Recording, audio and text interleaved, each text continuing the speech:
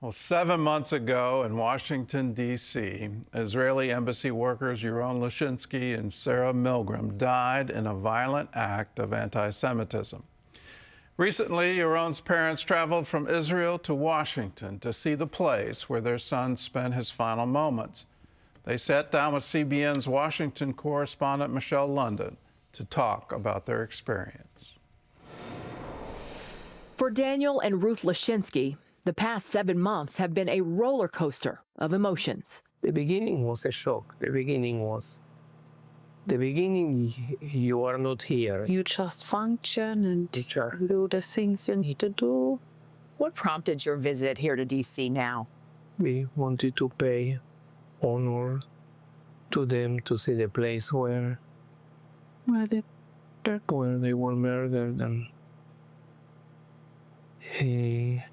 And also, we wanted to see his workplace, to meet the friends and the security people, to talk to them, to know more about the incident. During their visit, Daniel and Ruth stopped here at the Capitol Jewish Museum.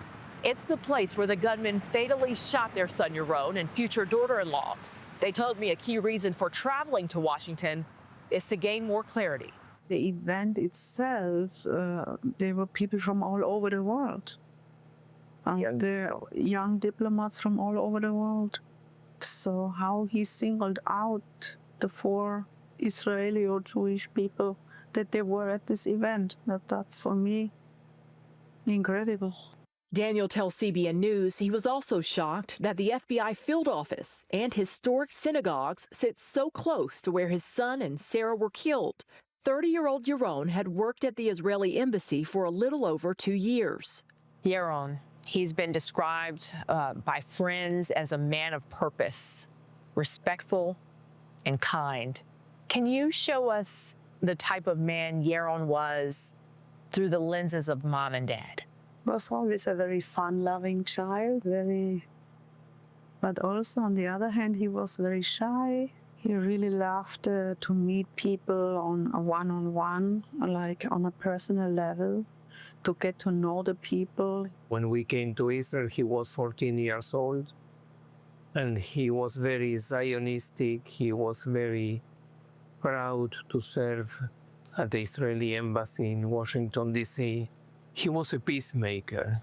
Yaron was also just days away from proposing to his girlfriend Sarah, who also worked at the embassy. Ruth and Daniel never got a chance to meet her, although they knew deep down their son had found his perfect match. He called me one evening and he said, "Mom, I found the one." I was so happy for him, yeah. He was very much in love. He was a little bit workaholic. So Sarah teach him how to go out to restaurant, Relax a little bit also. how to see America a little bit more. In August, a grand jury indicted Elias Rodriguez on federal hate crime and murder charges in the deaths of Yaron and Sarah. During the shooting, Rodriguez reportedly shouted, "Free Palestine." Antisemitism is something, they say, is a big monster that is growing. The Bible says that our fight is not against flesh and blood, but against principalities of the darkness. And I think antisemitism is one of these principalities. How has your faith guided you even this far after such a tragic loss? Without faith and hope, we would not be able to continue or to function. No? We know that one day we will see him again. These terrorists didn't decide when was the end of the life of Yaron. God knows everything. He is nothing. He didn't decide anything. God knows the day that we are to be born and the day that we will leave this world. I can see you both are on a mission to carry out Yaron's legacy and stop the spread of hatred. What happens from here? I can take time for speaking against anti-Semitism, teaching about Israel. So that is what we want to do with the help of God. The Lischinskys believe spreading awareness and making peace as their son did will be the best way to honor his memory.